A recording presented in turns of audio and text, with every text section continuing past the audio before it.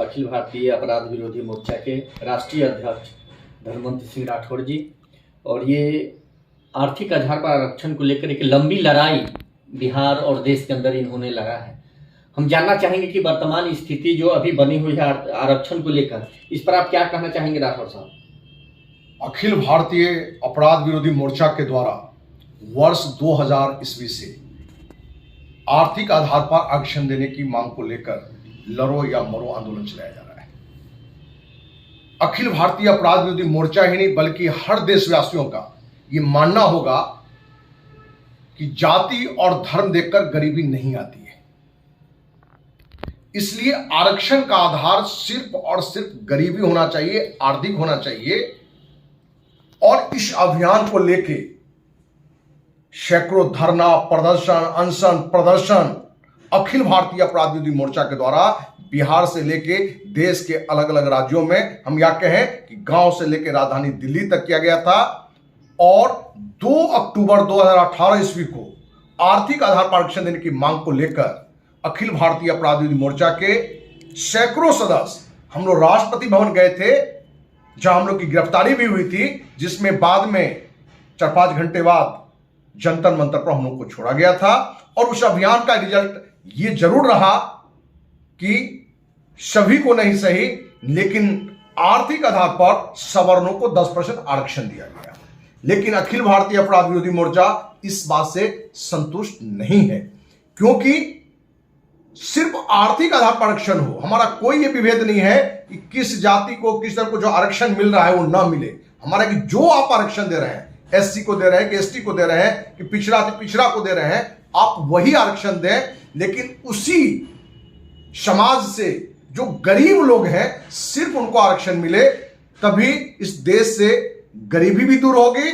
और दूसरा, जो आरक्षण का जो आधार है उसमें लोगों को न्याय दिखेगा, क्योंकि जो मंत्री बन चुके हैं, जो आईएएस बन चुके हैं, जो उद्योगपति बन चुके हैं, वो भी आज आरक्षण का फायदा उठा रहे हैं। और जो गरीब लोग हैं उन तक आज भी वो पहुंच नहीं पा रहा है। आज तो राजनीति में सबसे ज्यादा आरक्षण का लाभ उन्हीं लोगों को मिल रहा है जो बड़े सत्ता पर बैठे थे, पूर्व में बैठे थे, वर्तमान में भी बैठे हैं, आज भी मिल रहा है।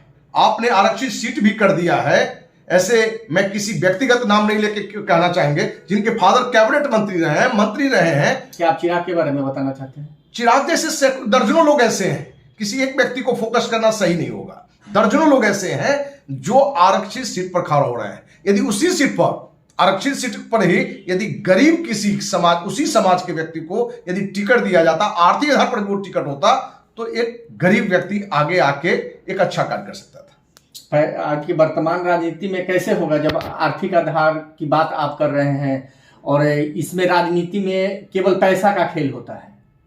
देखिए, गरीब कैसे राजनीति में आकर वो अपना चुनाव लड़ सकता है?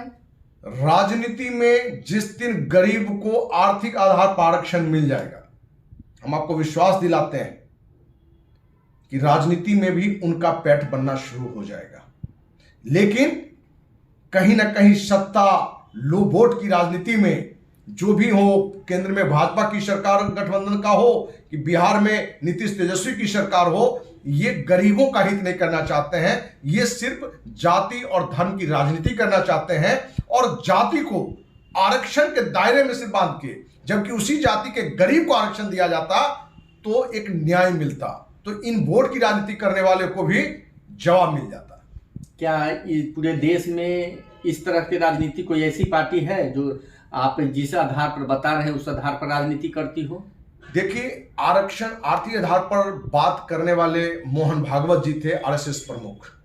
और जब उन्होंने ये बात की तो भाजपा को बिहार में नुकसान उठाना पड़ा था। तो पार्टीगत लोग ये हिम्मत नहीं जुटाएंगे, लेकिन अखिल भारतीय अपराध विरोधी मोर्चा ने निर्णय लिया है कि बिहार के गांव से लेकर देश के हर राज्य के गांव तक, देश की राजधानी तक, जो आर्थिक आधार पर आरक्षण का जो रियल मने लक्ष्य है, उसी समाज के लोग को ये जागरूक करना कि आपके समाज को जो आरक्षण दिया गया वो मिले, लेकिन ये आरक्षण आप गरीब को मिलना चाहिए। ऐसे बहुत से समाज हैं, माझी समाज हैं, जो मुसर समाज से कहलाते हैं, सबरी परिवार हैं। उस समाज में गांव के गांव में एक भी व्यक्ति को आपको सरकारी नौकरी नहीं मिलेगा।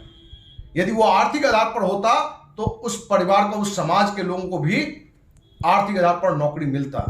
तो उस समाज को जागरूक करने की जरूरत है कि आपके समाज को जो आरक्षण मिल रहा है उससे कोई लड़ाई नहीं है, वो मिले, लेकिन आप ही के समाज के जो गरीब लोग हैं उनको मिलना चाहिए और वो मिले। और जिस दिन ये मिलना शुरू हो जाएगा, जात धर्म का विभेद भी अपने देश में धीरे धीरे खत्म हो जाएगा।